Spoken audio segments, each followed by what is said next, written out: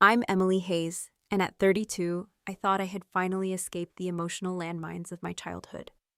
I had a thriving career in finance, my own apartment in Boston, and complete financial independence, but nothing prepared me for what arrived in the mail that cold January evening: a car loan invoice for $75,000. My name was listed as co-signer. The car? A luxury SUV. The buyer? My brother. The signature? Forged by my own mother. That was the moment I realized I wasn't the daughter, I was the safety net. And this time, they'd gone too far. Before I take you through everything, let me know in the comments where you're watching from. And if you've ever had to choose your peace over your family, hit like and subscribe. You are not alone, and neither was I. So let's rewind a bit. To understand how I got to a place where my own mother would forge my signature on a $75,000 car loan, you need to understand where I came from. Our family, the Hayes family, lived in Willow Creek, Connecticut. It's one of those picturesque, affluent suburban towns, all manicured lawns and stately colonial homes. Ours was no exception, a sprawling 5-bedroom house with a detached garage and perfectly symmetrical flower beds. From the outside, we were the picture of suburban success. My father, Arthur, was a respected corporate lawyer. My mother, Victoria, was a pillar of the local women's club and charity committees. On paper, we had everything. In reality, our home was less a sanctuary and more a carefully constructed facade. Love in our family felt conditional. It wasn't a given. It was something you earned, something that came with unspoken expectations and, as I later learned, literal receipts. The dynamic shifted drastically when my brother Liam was born. I was 4 years old, a quiet, observant child. Liam, even as a baby, was vibrant. He had this easy charm, this spark that drew everyone to him. My parents adored it. He was their artistic soul, their free spirit. I, on the other hand, was the sensible one, the responsible one. When Liam threw a tantrum because his latest clay sculpture didn't turn out right, it was passion. When I expressed a need or a boundary, I was being difficult or too rigid. This pattern, this fundamental imbalance, became the foundation of our childhood. Liam wanted expensive imported art supplies for his latest phase? No problem. A trip to New York City for a shopping spree. I needed a tutor for advanced calculus, something crucial for my academic scholarships. Emily, you're so smart, you can figure it out. Besides, we're a little tight this month after Liam's art camp tuition. Liam's 16th birthday was a lavish affair, culminating in a brand new, sporty convertible. For my own, a few months later, I received a perfectly practical used sedan, accompanied by a lecture from my father about the importance of reliability and not getting carried away by flashy things. The irony wasn't lost on me, even then. Despite these subtle and not-so-subtle differences in treatment, I poured myself into my studies. It felt like the one area where I could truly control my destiny, where my effort directly correlated to results. I graduated at the top of my class, earned a full scholarship to a state university known for its business program, and majored in finance and economics. While Liam bounced between 3 different art schools, never finishing a single semester, I was relentlessly pursuing internships, building my resume, and networking. By 25, I had secured a promising position as a junior investment associate at a reputable firm in Boston. By 28, I had my own apartment in the city, a growing investment portfolio, and was entirely self-sufficient. My independence, however, came at a steep price. Every family gathering, every holiday, became an opportunity for veiled criticisms. Emily's so focused on her career, she barely has time for us. Or, it's great you're doing so well, but aren't you a little materialistic? This from the same parents who measured their success by the make of their cars and the exclusivity of their country club memberships. And while they criticized my ambition, they simultaneously found ways to exploit it. It started small, almost imperceptibly. Emily, could you help Liam with his rent this month? His pottery business isn't quite profitable yet. Could you loan your father some money for a new business venture, just until his next big deal closes? Could you contribute a significant amount to your mother's charity gala this year, since you're doing so well? Each request came wrapped in the ribbon of family unity and belonging. Each time I complied, the requests grew larger, bolder. 3 years ago, I paid off a substantial debt Liam had accumulated from a failed, eco-friendly artisanal coffee startup. He He was tearful, apologetic, promised he'd learned his lesson. 6 months later, he was asking for money for a research trip to Costa Rica, which from his Instagram looked suspiciously like an extended luxury vacation. When I expressed my frustration, my mother pulled me aside, her voice soft but firm. "Emily, Liam just experiences life differently. He's creative, he needs to explore. You're so blessed to have financial stability. It's important to share your blessings with family." And I still wanted their approval, still wanted to be seen as the good daughter, the supportive sister. So I'd sigh and I'd send the money. Last year, they claimed to be a little short on funds for their annual property taxes, despite having just purchased a new luxury cabin retreat in Vermont that same month. When I delicately questioned the timing, my father reminded me, with a slight edge to his voice, of all the sacrifices they had made for my education. He conveniently forgot my scholarships and the student loans I had diligently paid off entirely on my own. It was a constant dance, a twisted game of emotional manipulation and financial extraction. Despite these incidents, a part of me, a deep, persistent part, still craved their genuine affection, their unconditional acceptance. This past summer, I made another attempt. I suggested a family weekend getaway to Martha's Vineyard, my treat. I booked a charming beachfront cottage, arranged for a private sailing excursion that Liam had once mentioned wanting to try, and secured reservations at a highly rated seafood restaurant. The weekend was pleasant enough, I suppose. My mother spent most of it subtly critiquing my career choices and my lack of a stable partner. Liam, of course, monopolized conversations with dramatic tales of his latest creative block and his perpetually complicated dating life. No genuine interest in my life, no real connection. After that weekend, tensions with Liam escalated even further. He began calling me at work with urgent financial emergencies, always framed as life-or-death situations, and sending passive-aggressive texts when I couldn't immediately respond. Meanwhile, my parents increased their not-so-subtle comparisons, always framing Liam's financial irresponsibility as living life to the fullest, while my stability was somehow a character flaw, a sign that I was missing out on real experiences. As October rolled into November, I found myself both dreading and longing for the holiday season. Despite everything, I had already purchased thoughtful, expensive gifts for everyone.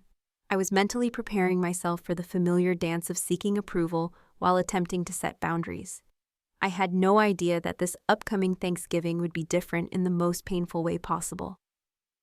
The realization came on November 15th, a Tuesday that started out completely ordinary. During my lunch break, I was scrolling through social media, trying to unwind, and then I saw it. My cousin Sophia's post. A perfectly framed photo of my entire family, extended relatives, grandparents, everyone, gathered around the grand dining table at my parents' house. The caption read, "Early Hayes Family Thanksgiving Feast. So blessed to have everyone together." Everyone, except me. I stared at my phone, trying to process what I was seeing. There was my father expertly carving the turkey, my mother arranging a centerpiece, Liam laughing with our aunts and uncles, cousins I barely recognized. Even distant relatives who lived on the West Coast were there. The celebration had apparently happened the previous weekend, and I hadn't received so much as a phone call, let alone an invitation, not even a text. With shaking hands, I called my mother. She answered on the 5th ring, her voice artificially bright. "Oh, Emily, darling, how are you, sweetheart?" "Mom," I started, trying to keep my voice steady. "Why wasn't I invited to the family Thanksgiving last weekend?" A brief, awkward pause. "Oh, that? Well, darling, it was very last minute. And we knew you're always so busy with work. And Liam mentioned you had told him you had plans." I had told Liam no such thing. "Mom, that's not true. I had no plans. I would have loved to be there." My mother sighed dramatically. "Emily, please don't start. It was just a casual gathering, nothing formal. You know how Liam gets when he feels overshadowed by you. He's going through a difficult time right now. And we didn't want to create any tension. You understand, don't you, sweetheart? You've always been our strong one." Being the strong one was code for the one we can dismiss without consequences. Before I could respond, she added, almost as an afterthought, that they would see me on Christmas Day for the real celebration. The invitation felt like a bone thrown to pacify me, an afterthought to maintain appearances. Later that evening, Liam sent me a series of texts. "Sorry you missed the party. It was so fun. Mom said you were busy anyway. BTW, can you help me pick out Dad's gift? I'm thinking a new watch, but I need your financial input, LOL. No acknowledgement of the exclusion, no genuine apology. Just another request for money, thinly disguised as sibling bonding. That night, I lay awake, replaying years of similar incidents. The family cruise to the Caribbean I discovered through Facebook photos. My college graduation dinner, where everyone was 3 hours late because Liam had a minor creative crisis that required immediate family intervention. My promotion celebration that was cut short when Liam called, hysterical about a breakup. The pattern was so clear, so suffocating. By morning, I had made a decision. A radical one for me. I texted my mother that I wouldn't be joining them for Christmas Day after all. I had made other plans. What plans could be more important than family? She responded immediately. Family, the word had become so hollow, so devoid of real meaning. I didn't answer. Instead, I called my friend Marcus. He had been inviting me to join his family's holiday celebrations for years. Unlike my biological family, Marcus's parents had always treated me with genuine warmth when I visited. They asked questions about my work and actually listened to the answers. They remembered details about my life without keeping score of what I could do for them. Of course you can join us, Em, Marcus said without hesitation. My mom always sets an extra place for you anyway. You're family to us. The contrast between this immediate, unconditional acceptance and my own family's calculated exclusion brought tears to my eyes. In the days leading up to Christmas, I threw myself into creating new traditions. I helped Marcus's family decorate their tree, baked cookies using his grandmother's recipe, and wrapped thoughtful gifts for people who actually valued my presence. For the first time in years, I felt the genuine warmth the holiday season was supposed to bring. Meanwhile, my phone buzzed with increasingly manipulative messages from my biological family. My father called to say I was breaking your mother's heart. Liam alternated between guilt-tripping texts and demands for shopping advice.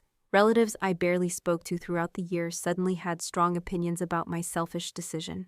The only message that didn't feel toxic came from my Aunt Clara, my father's younger sister, who had always been something of an outsider herself. I heard you're not coming for Christmas, she said when I answered her call. Smart girl. There was a long pause. I wanted to let you know that the casual gathering for Thanksgiving, it was planned 3 months ago. I saw the invitations when I was at your parents' house in August. The confirmation of their deliberate exclusion stung, but also provided a strange clarity. And, Aunt Clara continued, lowering her voice, Liam, he totaled his old car last month, drove it straight into a ditch after one of his creative inspiration nights out. Your parents have been scrambling to figure out how to get him a replacement, without dipping into their new Vermont cabin renovation fund. I thanked my aunt for her honesty and tried to push the information from my mind. I was determined to enjoy a peaceful Christmas with people who actually wanted me around. Christmas Day with Marcus's family was everything I hadn't known I needed. We ate too much, played board games, and shared stories without agenda or manipulation. Nobody kept score of who gave what or commented on my career choices. When Marcus's father toasted to family, both born and chosen, I felt a sense of belonging I hadn't experienced in years. I returned to my apartment that night with leftover pie, genuine hugs, and an invitation to their New Year's celebration. For the first time, I didn't feel the need to check my phone for messages from my biological family. I was beginning to understand that family should add to your life, not drain it. Little did I know that my journey to this realization was about to accelerate dramatically. January arrived with Boston's typical post-holiday gloom. Gray skies, dirty snow, and the collective hangover of returning to normal life after the festive season. I threw myself back into work, finding comfort in spreadsheets and projections that behaved according to logical rules. Unlike family dynamics, 3 weeks after Christmas, I was beginning to feel like myself again. The hurt of the exclusion had faded to a dull ache, and I was focusing on my New Year's resolutions, setting better boundaries, prioritizing genuine relationships, and finally taking that financial certification course I'd been postponing. Then the envelope arrived. It was a Thursday evening when I collected my mail. Among the usual bills and flyers was a thick manila envelope with my parents' return address. No note on the outside, just my name and address in my mother's elegant, flowing handwriting. Curious, I opened it while riding the elevator to my apartment. Inside was a stack of papers, The first page was an invoice for $75,000 from Prestige Motors of New England. The purchaser, Liam Hayes. The co-signer, Emily Hayes. I almost dropped the papers in shock. My hands were suddenly clammy. Below the invoice were loan documentation for a brand new, high-end luxury SUV. A sleek black model, with monthly payments of almost $1,500 for 60 months. My signature appeared on the co-signer line, a signature I had never, ever provided.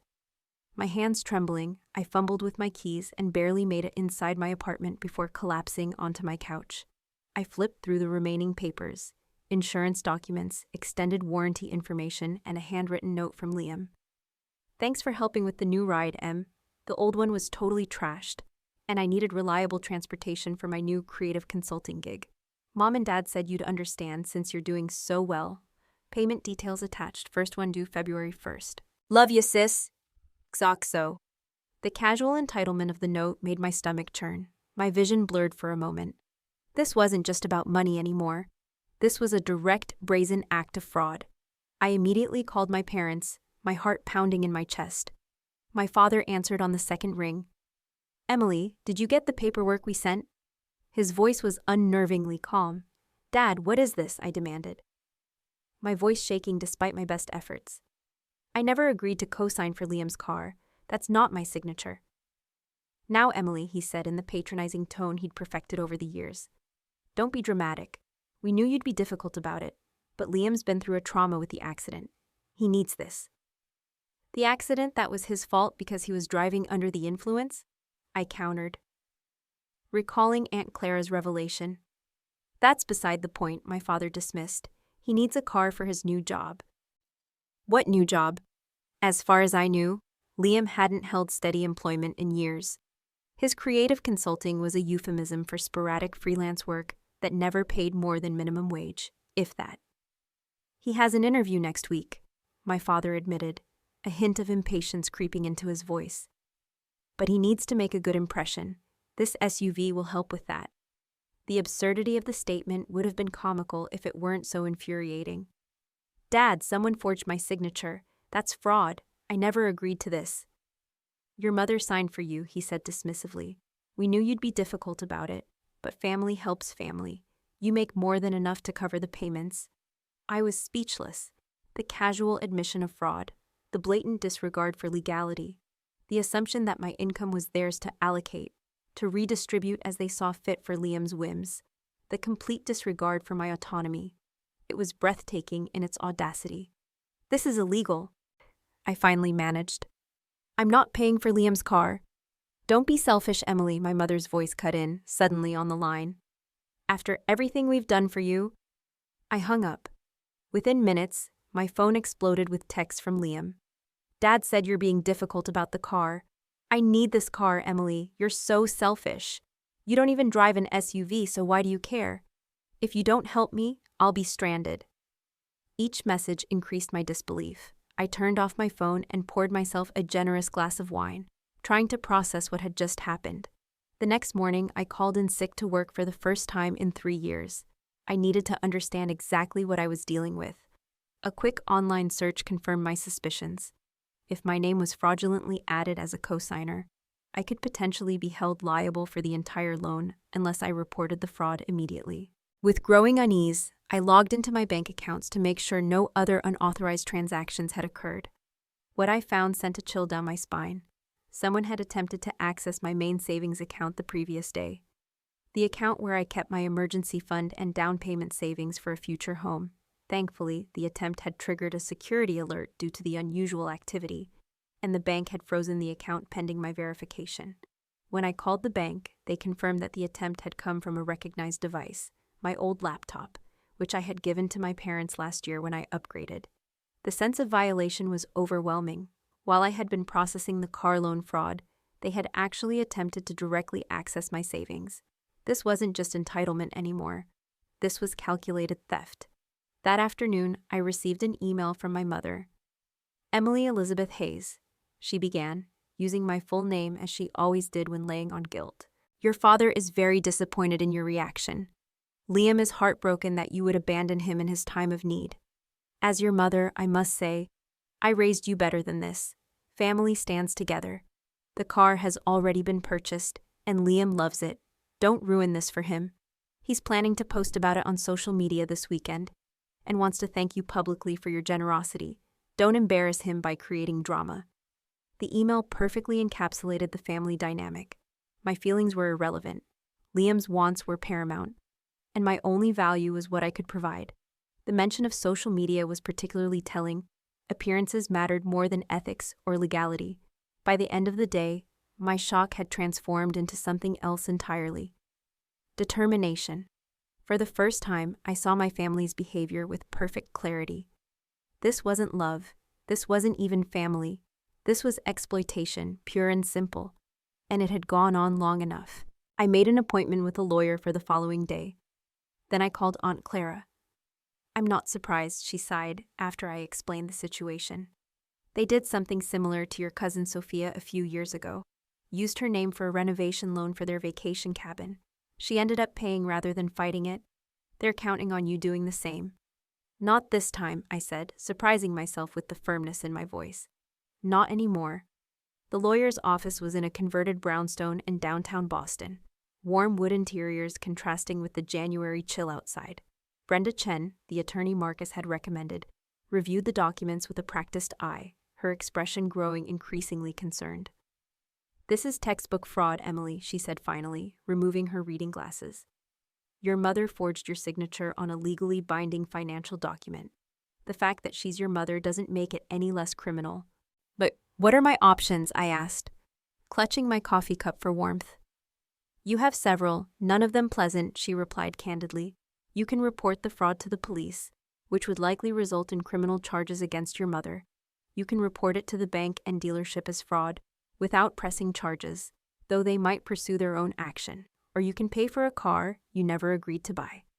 Put so bluntly, the choice seemed obvious. Yet decades of conditioning, of trying to appease them, made me hesitate. If I report the fraud, what happens to the car? Most likely repossessed, Brenda explained, unless your brother or parents can qualify for the loan without you. Given what you've told me about their financial habits, that seems unlikely. I nodded, processing this information, and my entire relationship with my family. Brenda gave me a sympathetic look. I can't advise you on that aspect. But ask yourself, what kind of relationship do you currently have with people who would commit fraud against you? Who would steal from you?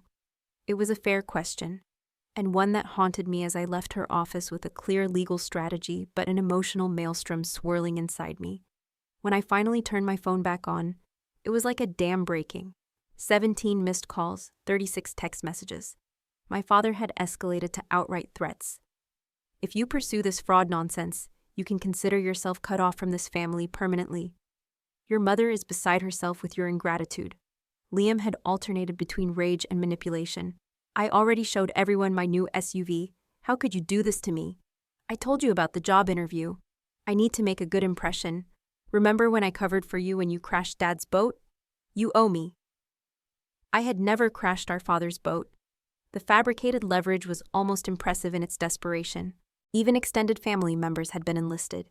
Cousins I spoke to maybe once a year were suddenly messaging me about family loyalty and helping those in need. Uncle Robert, my father's brother and business partner, called to remind me that family disputes should stay private, and suggested I was being overly legalistic about a simple misunderstanding. The coordinated pressure campaign only strengthened my resolve. I forwarded everything to Brenda and followed her advice to document all communications while limiting my responses. That evening, my boss, Mr. Davies, called. I had returned to work but had been distracted, my usual precision noticeably absent. Emily, is everything all right? He asked, his voice calm. The quarterly report seemed a bit off today, and that's not like you. I hesitated, then decided on honesty. I'm dealing with a pretty significant family situation, Mr. Davies. My parents, they forged my signature on a car loan for my brother. I'm working with a lawyer to address it. The silence on the other end lasted several seconds. I see, he finally said. That's certainly significant. Do you need some time off? No, I said quickly. Work is actually helping me stay grounded right now, but I might need a flexible schedule for some legal appointments. Of course, he replied. And Emily, don't let anyone take advantage of you, family or otherwise. I learned that lesson the hard way myself. The unexpected support from my boss, a man known for his professional detachment, contrasted sharply with my family's behavior. It reinforced what I was slowly coming to understand. Respect wasn't determined by blood relation. 2 days later, I discovered that someone had attempted to access my investment accounts. The attempt failed due to two-factor authentication, but the pattern was clear. This wasn't a one-off. This was a concerted effort to drain me dry. I immediately changed all my passwords and security questions, removing any information my family might know. Then my mother called. "Emily Elizabeth Hayes," she began, her tone laced with a familiar, cloying sweetness. "We need to discuss this car situation like adults. Your father and I are hosting dinner tomorrow night. Liam will be there. We expect you at 7 o'clock. It wasn't an invitation. It was a summons. In the past, I would have complied immediately, eager for any opportunity to win their approval, to prove I was worthy. This time, I agreed for entirely different reasons. I needed to set boundaries, face to face. The next evening, I arrived at my parents' house exactly on time. The familiar colonial looked the same as always, perfectly maintained, impressively imposing, and utterly cold. Through the front window, I could see Liam's new SUV, gleaming under the porch light, parked prominently in the driveway, while my parents' sensible sedans were tucked away in the garage. My mother answered the door with an air kiss that didn't quite reach my cheek. "Finally ready to be reasonable?" she asked, leading me to the dining room where my father and Liam waited. Liam was scrolling through his phone, barely looking up when I entered. My father stood by the fireplace, a tumbler of scotch in hand. His expression a practiced blend of disappointment and authority. "Sit down, Emily," he said, gesturing to the chair across from Liam. "Your mother has prepared your favorite meal. Let's discuss this calmly."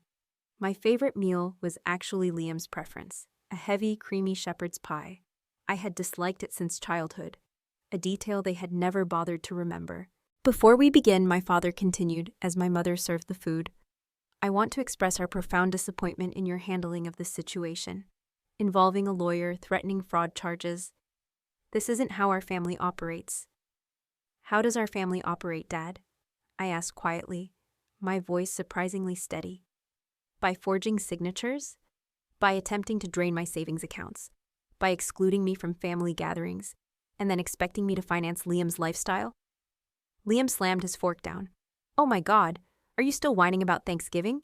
It was just a small gathering." "It was our entire extended family, Liam," I shot back, looking directly at him. "Everyone but me." "Because you're so judgmental," he retorted. "You make everyone uncomfortable with your perfect job and your perfect apartment and your constant criticism of my choices." My mother placed a hand on Liam's arm. "Emily, you know your brother is sensitive. You've always been jealous of him. And frankly, it's unbecoming for a woman your age."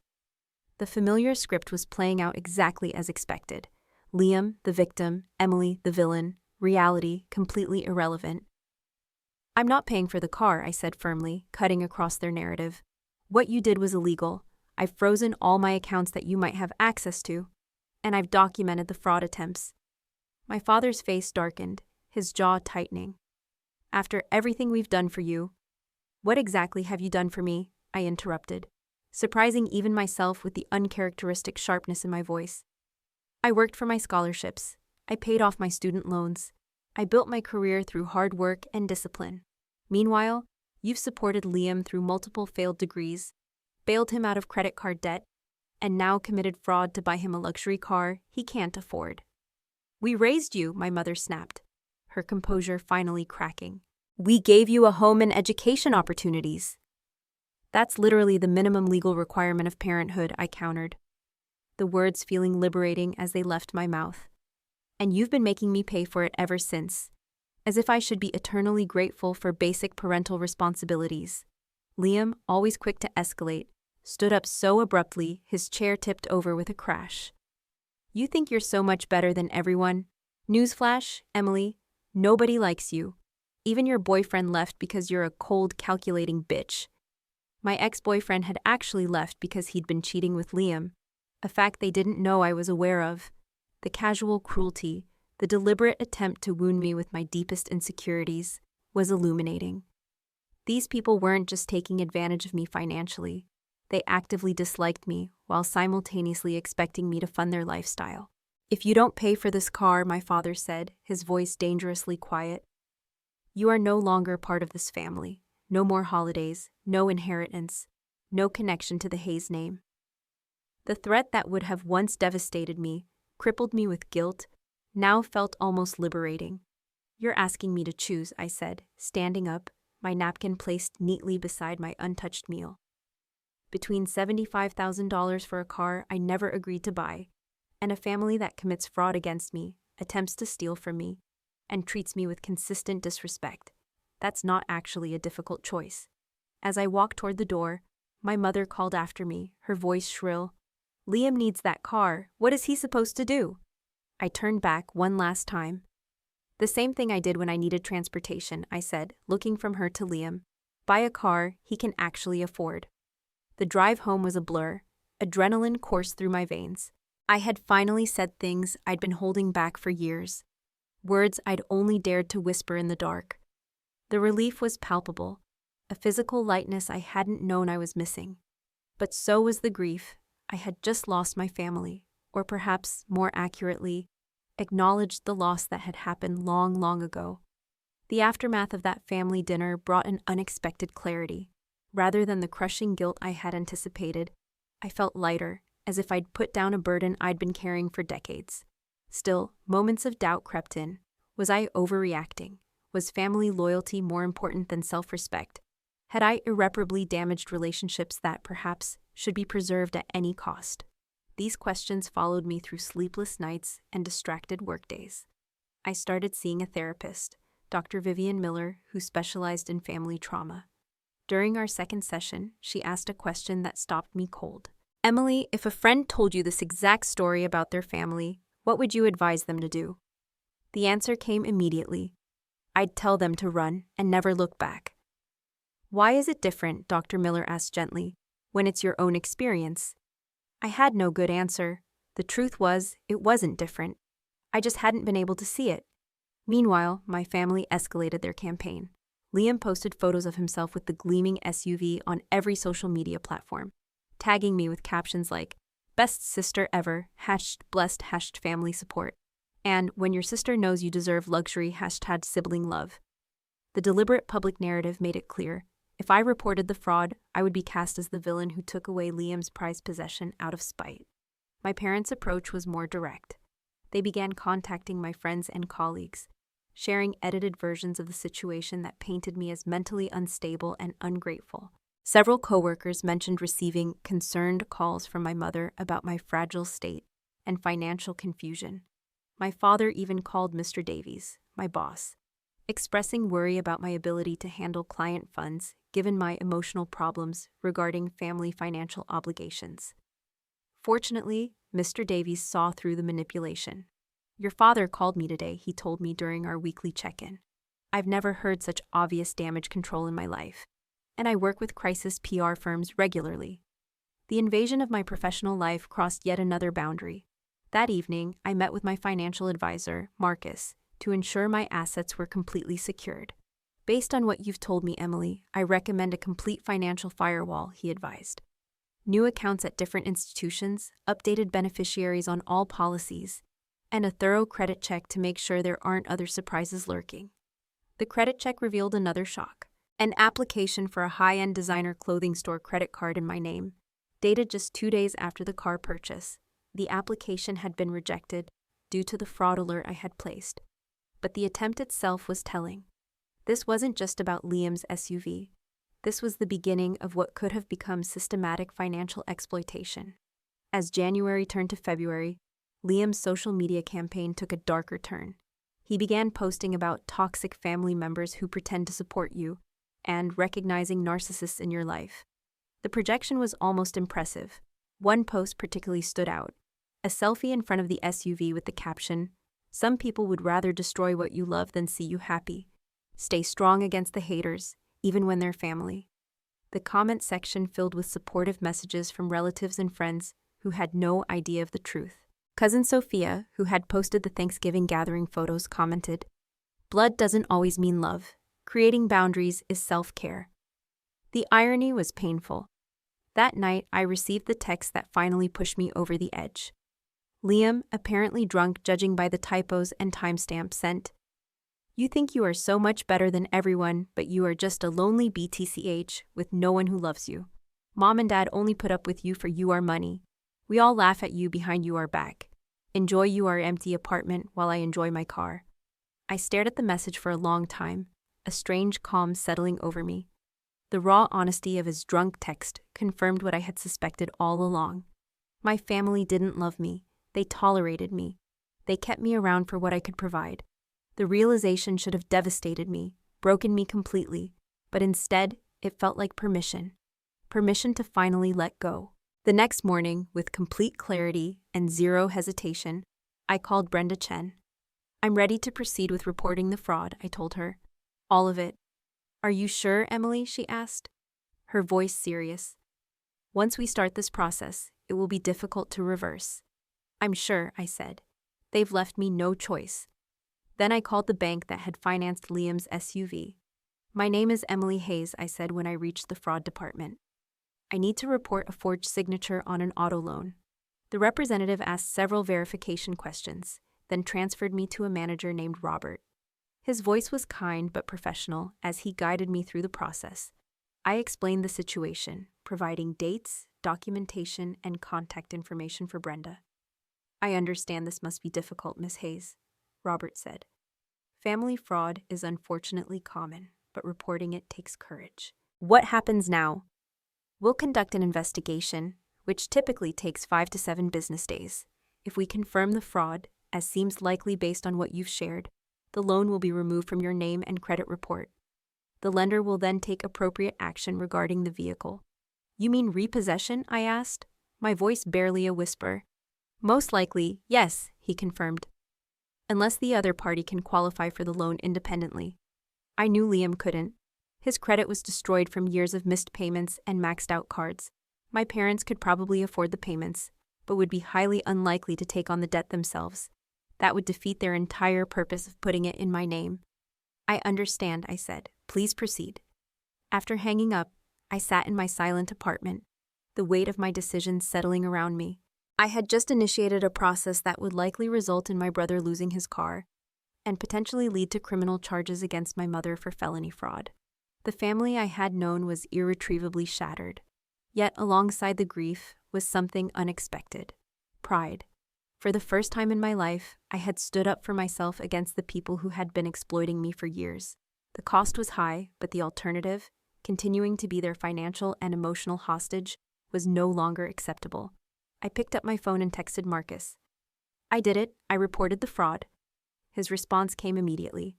I'm so proud of you. Want to come over for dinner? Dad's making his famous lasagna. I smiled through tears. Family, real family. It was still possible. Just not with the people who shared my DNA. The bank moved faster than expected. Just 3 days after my report, I received a call from Robert in the fraud department. Miss Hayes, our investigation confirms your signature was indeed forged on the loan documents. We've removed the loan from your credit report and financial responsibility. We're proceeding with repossession of the vehicle. How soon will that happen? I asked, my stomach tightening despite my certainty that I was doing the right thing. The repossession agent has been assigned. It could be today, tomorrow. They don't provide specific timing for obvious reasons. I thanked him and hung up, bracing myself for the fallout. It came even sooner than I anticipated. Less than 2 hours later, my phone exploded with notifications. Liam was calling repeatedly, leaving increasingly hysterical voicemails between texts. They took my car. How could you do this to me? I am stranded at the mall. You ruined my life. I didn't respond. Instead, I blocked his number, something I should have done weeks ago. My parents were next. My father's voice, usually so controlled, shook with rage in his message. What you've done is unforgivable. Your mother is in tears. Liam is devastated. I never thought my own daughter could be so vindictive and cruel. Don't bother calling back. You're no longer welcome in this house. I blocked their numbers too.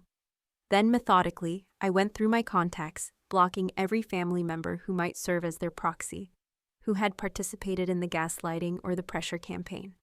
It felt like cutting off limbs, but also like excising a cancer. Social media became a battlefield. Liam posted a tearful video about his car being stolen due to family betrayal, carefully crafting a narrative that portrayed him as the victim without ever mentioning the fraud. Relatives and family friends commented with outrage and support, condemning the unnamed villain who had hurt sweet Liam. I deactivated all my social accounts. The court of public opinion didn't matter. The truth did. The next day, the other shoe dropped. My mother had been contacted by the bank's fraud department. Faced with undeniable evidence of the forgery and potential criminal charges, she was scrambling. Her lawyer called Brenda, floating vague offers of family reconciliation and financial restitution if I would withdraw my fraud claim. "They're running scared, Emily," Brenda told me. "The bank has clear evidence of forgery, which is a felony. They're hoping you'll back down to protect your mother from criminal charges." "What do you advise?" I asked, exhausted but clear-headed. "That depends on what you want," Brenda replied. "If your goal is justice, we continue. If your goal is separation with minimal further conflict, we could negotiate a settlement that includes a formal admission of wrongdoing, financial compensation for your legal fees, and legally binding agreements that they'll never attempt to access your finances again." I chose the latter. I didn't want my mother to go to jail, not out of love at this point, but because the family drama would never end if she became a martyr to Liam's cause. I wanted clean closure, not an ongoing saga. The settlement negotiations took 2 weeks. My parents, faced with the stark reality of potential criminal charges against my mother, agreed to my terms with surprising speed. They would pay all my legal fees, sign notarized admissions of the fraud, and agree to legally binding non-contact orders. In exchange, I would not press criminal charges. Throughout this process, I received unexpected support from quarters I hadn't anticipated. Aunt Clara called to tell me she was proud of me. "Someone needed to stand up to them, Emily. They've been pulling these stunts for years, manipulating people, and everyone's been too afraid of being cut off to say anything." Even more surprisingly, my cousin Sophia reached out. "I heard what happened with the car," she texted. "Just wanted you to know I went through something similar with them 3 years ago with that cabin loan. I wish I'd had your courage." The family I thought would stand united against me was revealing cracks I'd never noticed. Other victims of my parents' manipulation who had been suffering in silence. The day the settlement was finalized, I received a text from an unknown number. It was Liam, using a friend's phone to bypass my block. "You think you've won, but you've lost everything. Enjoy your money and your empty life. We're all better off without you." His words were meant to wound, to twist the knife, but they landed differently than he intended. Yes, I had lost my biological family, but what exactly had they contributed to my life beyond stress, manipulation, and exploitation? The emptiness I felt wasn't from their absence. It was from realizing they had never truly been present as loving family members in the first place. That evening, I met Marcus and his parents for dinner. They had become my unwavering support system throughout the ordeal, offering practical help and emotional stability without judgment. To Emily, Marcus's father toasted, raising his glass, for having the courage to choose self-respect over appeasement. Not everyone does. As we shared a meal filled with genuine conversation and laughter, I realized I wasn't grieving the loss of family. I was grieving the illusion that I had ever had one, and celebrating the profound discovery that family could be found elsewhere, forged in mutual respect and unconditional acceptance. 6 months passed, bringing summer heat to Boston and an unexpected peace to my life. The legal battle with my biological family had concluded. The settlement was enforced, and the non-contact orders were maintained. My mother had avoided criminal charges. Liam had eventually secured financing for a much more modest vehicle through my parents, a compact sedan, not an SUV, and I had truly begun the process of healing from decades of emotional manipulation. The transition wasn't easy. There were still nights I woke up panicking, convinced I had made a terrible mistake. Holidays and birthdays brought complicated emotions. Mother's Day was particularly difficult.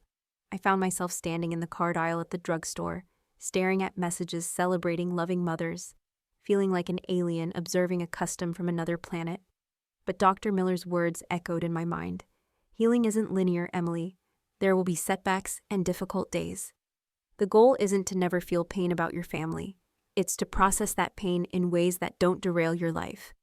And there were surprising benefits to cutting toxic ties. My work performance improved dramatically once I wasn't constantly managing family crises. I received a substantial promotion and a generous bonus, which I invested rather than diverting to family emergencies. My apartment, once subtly criticized by my mother as depressingly small for someone in finance, became a peaceful sanctuary, decorated exactly as I pleased. Most importantly, I discovered what genuine relationships felt like. Without the constant drain of my biological family, I had emotional energy to invest in friendships that had withered under the strain.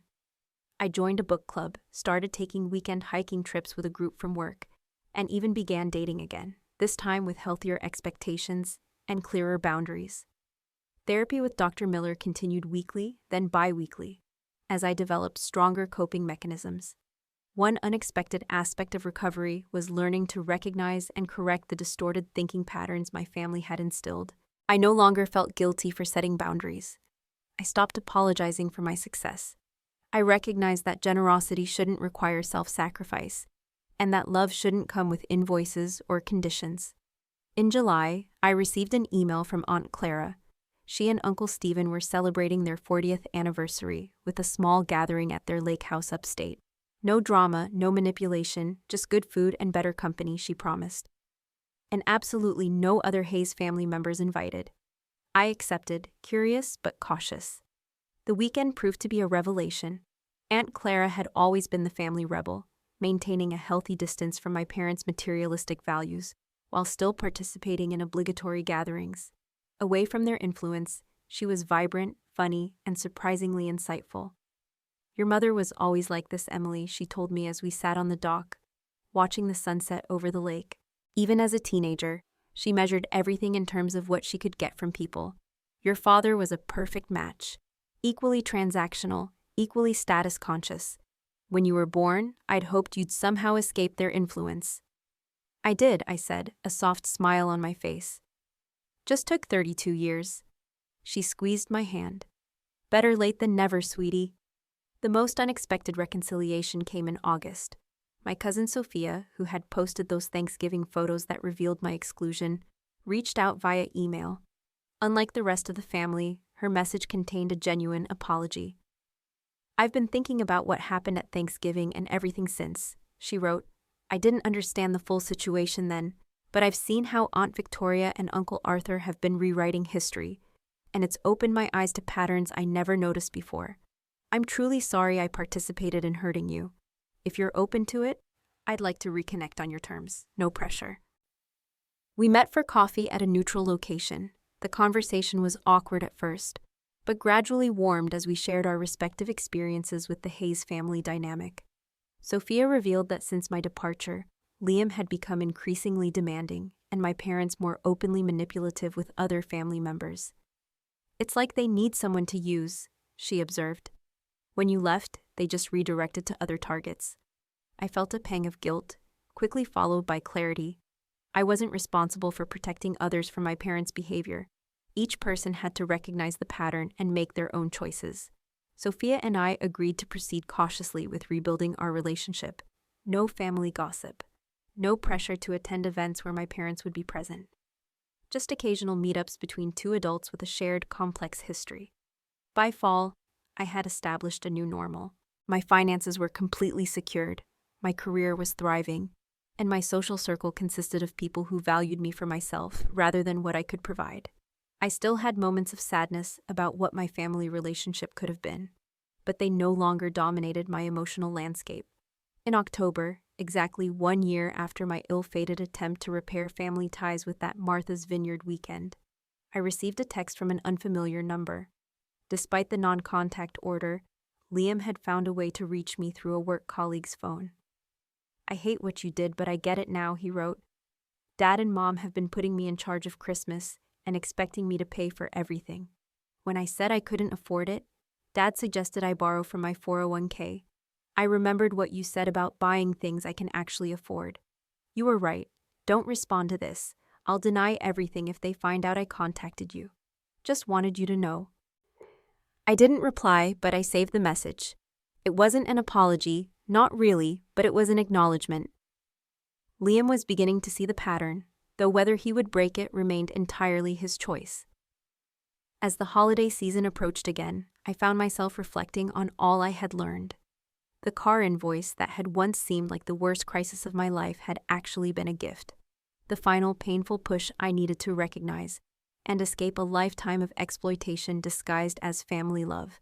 I had learned that family isn't defined by DNA, but by mutual respect, genuine support, and love that doesn't come with conditions or receipts. I had discovered that setting boundaries isn't selfish. It's essential for healthy relationships. Most importantly, I had realized that walking away from toxic connections isn't failure. Sometimes, it's the bravest form of self-respect. This Christmas would be different. I had accepted Marcus's invitation to join his family at their cabin in Vermont. I had a new tradition of volunteering at a local animal shelter on Christmas Eve. I had plans for New Year's with colleagues who had become true friends. My life wasn't empty without my biological family. It was fuller, healthier, and infinitely more peaceful. The journey hadn't been easy, and it wasn't completely over. I would always carry the scars of my upbringing, the whispers of self-doubt, the reflexive guilt. But I had learned to recognize those thoughts as echoes, not truth. I had discovered that family is something you can choose, and love is something you should never, ever have to purchase. Music begins to swell gently, still subtle under narrator's voice. So if you're watching this, and something in my story resonates with you, please know that you are not alone. You deserve relationships that add to your life, rather than drain it. Setting boundaries isn't selfish. It's necessary for your well-being. And sometimes, the hardest decisions lead to the most peaceful and fulfilling outcomes. I'd love to hear your thoughts in the comments below. Have you ever had to make a difficult choice for your own well-being? What helped you through it?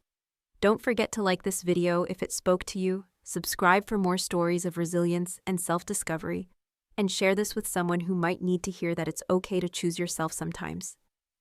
Thank you for listening to my journey. And remember, real family supports your growth, not just your bank account.